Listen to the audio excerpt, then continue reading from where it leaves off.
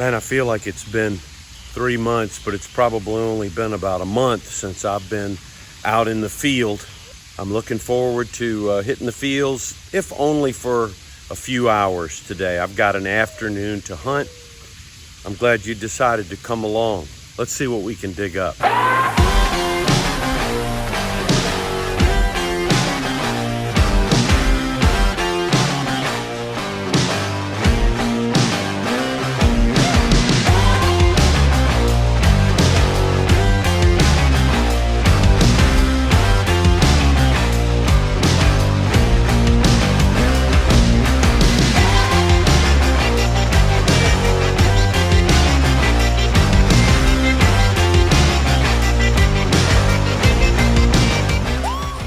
Got a pretty strong signal in this trench here on deep program. You can see this ground is sandy. Oh yeah. All right, I've still got a signal there. And it sounds good for a deep signal. Oh, do I see it? Is that it? It looks, nope, didn't that look like a bullet? You see it, don't you? Look there. Infield, I bet you. Or no, maybe fired 3-ringer. Yeah, fired 3-ringer. And you can even see a ramrod mark in the top of that bullet. Wait a minute. That's not a fired 3-ringer. That's a fired Gardner. That's a Confederate bullet. I'll be darned.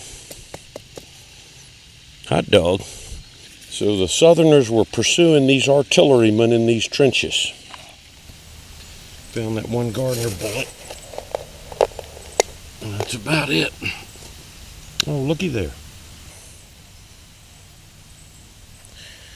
I hit that with my digger, and I'm sorry that I did.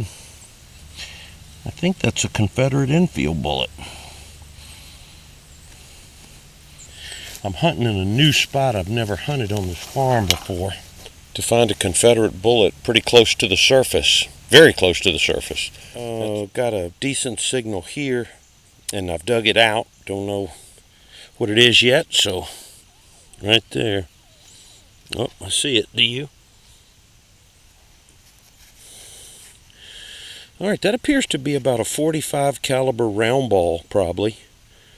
That could have been fired by a pistol or a squirrel rifle or any kind of thing. The landowner told me to come out here. I dug the little round ball right there, and I'm getting another signal that sounds pretty good, but it sounds deeper than that round ball was. I'm going to guess that it is still in the hole. Oh, great day. It's still there, but it got really faint. And y'all know what that means. I've told y'all before. If you open the hole up, if you get a good signal, and then you open the hole and it gets really faint, that means it's deep. And on this farm, deep almost always means good. Oh yeah, baby. Let's take a couple of bites out, and then we'll break out the pinpointer. This ground is really dry, too. Normally my machine doesn't go as deep when it's dry. Oh, shucks, I dug it up. All right, let's see what we got. All right, got another round ball. That's bigger than the other one I just dug. Yeah, much bigger. Got a target here that is still in the ground after about 7 inches.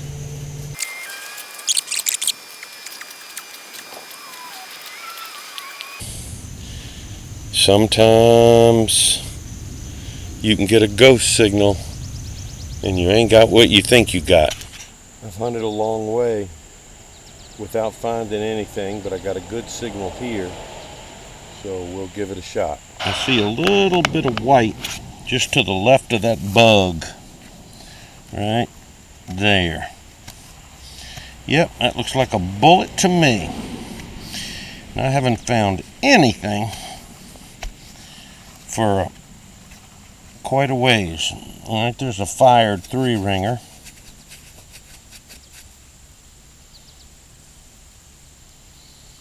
Okay, I thought I'd give y'all a chance to make fun of me. Look at the size of this root. And I've got a huge signal. It's a loud signal. Oh my, I've got nothing. I definitely can't leave it there. That loud. That thing is huge. What is going on here? Man, I haven't dug a buckle in so long. All right, folks, look. I'm setting myself up for disappointment here. But I can hear it down in there, kind of deep. And it was so loud. There ain't no way that's a bullet. I mean, and I'm probably going to be so embarrassed. But doggone if it doesn't sound right. Yeah, we're getting closer, but we're not there. But the thing is, it was so loud at the surface. The ground is dry, and it's deep. All right, we're getting close. It could be something decent. Come on, plate. Come on, plate. I'd say we're within a half an inch now. Let's see some white lead from a plate back, or some green brass. It's good and deep, because there's the pinpointer at the top of the ground, and I'm going to go that much further. Come on, baby, come on. Come on, plate. Is that dark stuff leather? That looks like leather. Oh my. It's big, whatever it is. And I'm digging with my fingers, because I want a plate so bad. What is it? Oh gosh, what is that brass? What is that green brass rim? What is that? Oh, come on, baby. Look right there. Look right there. What is that green? I mean, it's brass, there's no doubt. I'm not sure that looks like the rim of a buckle. But it sure could be, couldn't it? Alright, I'm going back to the truck. And I'm going to get a small digging tool, just in case it is. So this is kind of weird. I'm filming, and I've got my buddies. Hello, Tyler. Hello, Braden. I've got my buddies live on camera because this looks so good. So I'm gonna try to pull this out. I mean, I see a green rim. Can you see down in the hole, Philip? Can you see right there? Oh yeah. You see that green? Yeah. All right, well, I'm gonna start. Nope. I see red. That's aluminum. Man! Is it really? Yeah, it's an aluminum can. Man, that looks green from here. It is green, but it's probably a Mountain Dew can or something. Don't you go dinging and scratching up a plate. There ain't no plate. That's a can. It's a daggone can. It's a Coke can inside a green plastic can. Can you see it? Yeah. I'm setting myself up for disappointment here. I mean, and I'm probably going to be so embarrassed. Well, boys, it's just real life. That's all it is. Look at that. Ain't that a crock?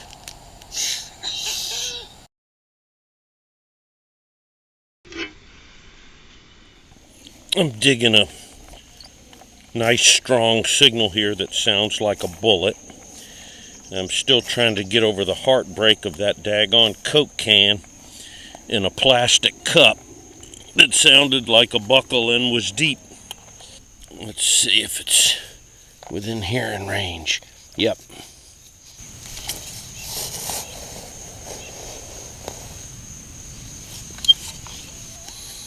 Okay, I'm thinking it's a bullet. We're right on it, whatever it is. Right under that loose dirt. Right under my finger. See that white right there? Okay, there it comes. Alright. Definitely fired, whatever it is. I believe that's another Gardner. It is. It's a fired Gardner. We're in a Union artillery position, so that's what we expect to find is fired Confederate bullets. We're just, I don't know, 10 feet away from where we dug that last thing. Tiny little fragment of lead. That's all, folks. All right, that's a good signal right there. That plug didn't come out nice. Because there's something there for sure. What is that? It looks like a modern shell. What is that? Oh, it's a shotgun shell. Well, I can't complain. That's the first one of those I've dug out here today. We'll keep our fingers crossed here because this sounds like a bullet. I think that's going to be a bullet because I dug it up and it's pretty loud. Let's see.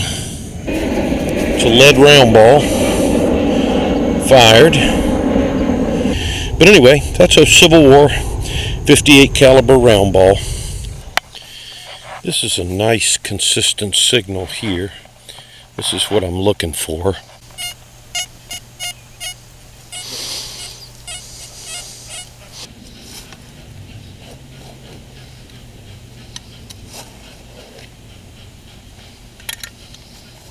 It's in there, but I'm not close to it yet. So it should be right there. I did get it out. Oh, look. Another Confederate fired Gardner.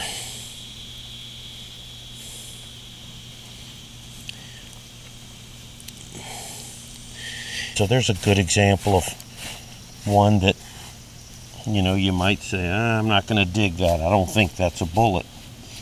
Darn if it didn't turn out to be one.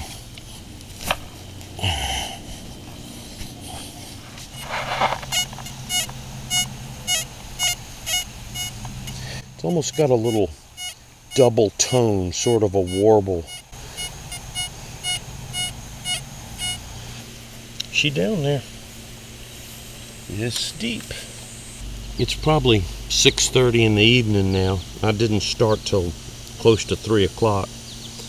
I happen to have my small head with me, so I'm going to switch heads or coils because I can pinpoint better with that one. That's a bullet.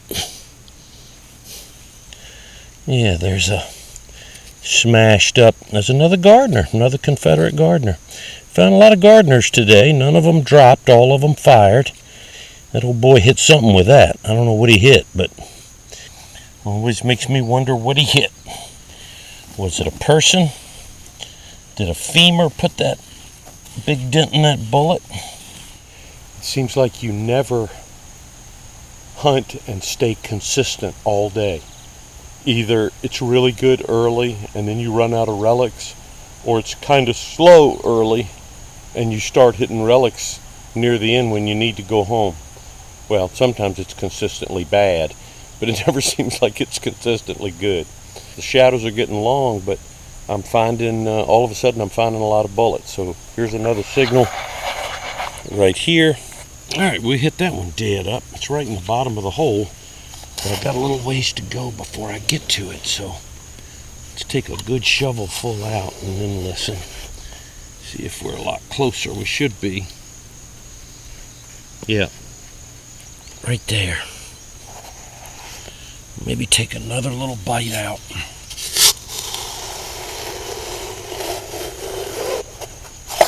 There it is. Looks like a bullet. There's your bullet. Now, what kind of bullet is it? All right, there is a 3-ringer. So that's a Union, common Union 3-ring 58 caliber bullet. Well, I didn't even bother to video this dig. This is how close I am to trenches. You can see that trench line right there. on the other side of the fence. This was so loud, I thought it was aluminum, thought it was trash. But it's a hunk of lead. Probably started out life as a bullet. But it's cut in such a way that, I have not found anything here that's been plow struck. So I am guessing that that's a carved bullet. And he just started carving on it. It certainly isn't anything recognizable. Wow, this is hard ground here. But I got a good sounding signal right here. Got some good old Virginia clay here. Looks like aluminum. Yeah, it's a piece of aluminum wire. This is a very odd sounding signal. I think this will be my last signal. I've dug a few bullets. Probably time to head on down the road, but I think I'll go ahead and dig this.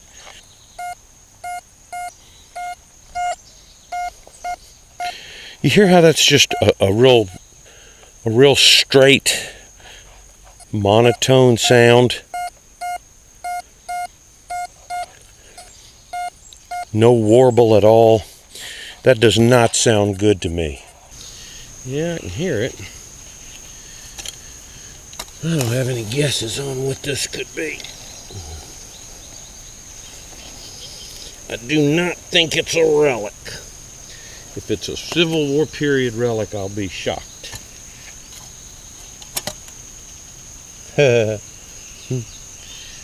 Aluminum foil. Yeah, that's all it is, just aluminum foil. That's all right. It's been a pretty good day. I'm fortunate to have friends in Cold Harbor that will still let me hunt.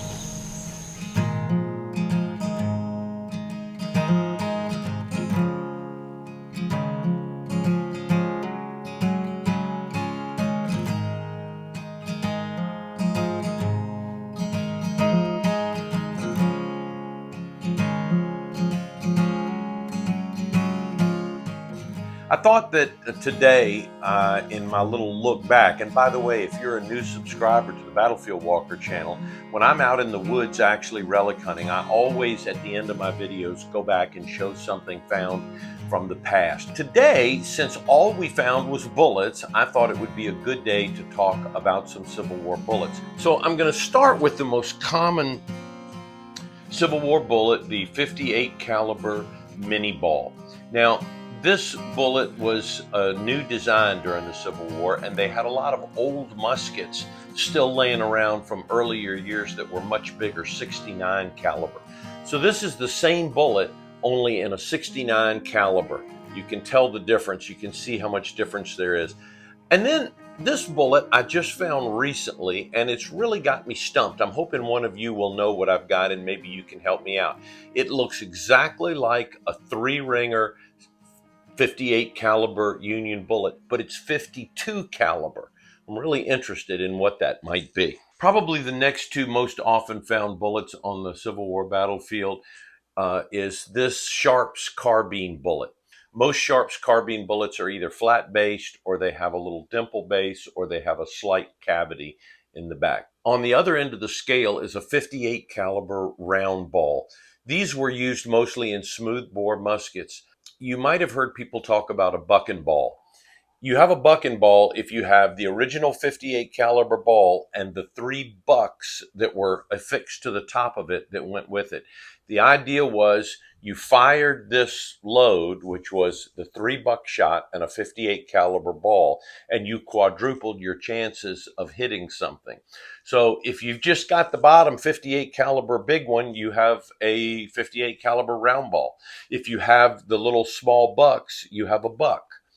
It drives me crazy when relic hunters call something a bucky ball, B-U-C-K-Y. This is called a buck and ball, the 3 bucks and the .58 caliber ball. On this particular example, you can see the indentations of where the 3 buckshots would have gone when this bullet was fired.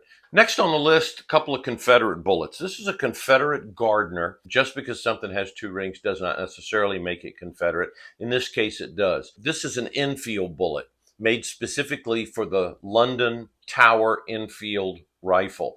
This bullet is smooth-sided. It has no rings at all. And if you look up in the conical cavity of this one, you'll see a wooden plug. It's actually made of cork. This was a different way to make the bullet grab the rifling. Now we're going to get into some unusual bullets. This is just a standard 58 caliber, I would have to assume a 3-ring bullet that a soldier has carved it. A lot of people have carved bullet collections, and sometimes you can find amazing artwork by Civil War soldiers. We call it trench art. I've seen a bullet carved into a rose that was just beautiful. I've seen bullets carved into all kind of things. This is a 2-ring Gardner bullet, but it's 69 caliber. Pretty rare. I've been hunting many years, and this is the only one I ever found. This little bullet here is a 2-ring Gardner 58 caliber, but if you were to look down through it, you would see there's a hole all the way through. This bullet is what we call a blow through. There was a defect in the casting of the bullet. Maybe it was a bubble in the lead. Maybe it was just some other kind of defect. But when the charge went off in the breech of the gun, the explosive charge blew all the way through the bullet. This blow through took all of the velocity out of the bullet, and it didn't do much more than tumble out of the front of the gun. This is a complete Spencer bullet. It was one of the first completely self-contained cartridges that's not changed that much from the bullets we use today in a rifle or pistol. It was a rimfire. It had a black powder charge in the casing, and then you had that lead 3-ring bullet. This little bullet is extremely tapered conical in shape, but it has a flat base, no rings, no oil grooves like a modern bullet would have, and it has a slightly flattened nose. It measures about 45 caliber. Again, if you know what it is, tell me. I like to learn. During the Civil War, there was a lot of innovation in weaponry, and one of the things, somebody came up with the idea of a 3-piece bullet. It was called a shaller. It had a front cone, it had a middle section, and it had a bottom section. And when the gun was fired, those 3 sections, when they left the barrel, would come apart. And it would become almost like a 3-round burst, and you had more chance of hitting the guy you were shooting at. The only piece of a shaller bullet I've ever found, and they're extremely rare because they weren't all that effective. I don't think soldiers liked them very much. Final one I want to show you today is a different kind of Sharps bullet. This is a Richmond Labs Sharps bullet. It was made in the capital of the Confederacy, Richmond, Virginia, to fit the very popular Sharps carbine. You'll notice it has a very long base on the bottom. That identifies it as a Richmond Lab Sharp. There was a long base Union bullet, but it was a slightly different caliber than this one. Pretty rare, unusual bullet to find. There's only about 1,000 other kind of Civil War bullets you can find. I haven't found all those, and I'm not going to even try to go through them. But if you find bullets on battlefields and campsites, chances are pretty good it's going to be one of those that I just showed you. Almost forgot this one. This looks like a ball bearing. It's iron, and it's round, and it's about 58 caliber. But it's iron, it's not lead. If you ever find one of these, don't throw it away thinking that it's a ball bearing. It's not a bullet. Bullets were made of lead. This is a solid iron little ball.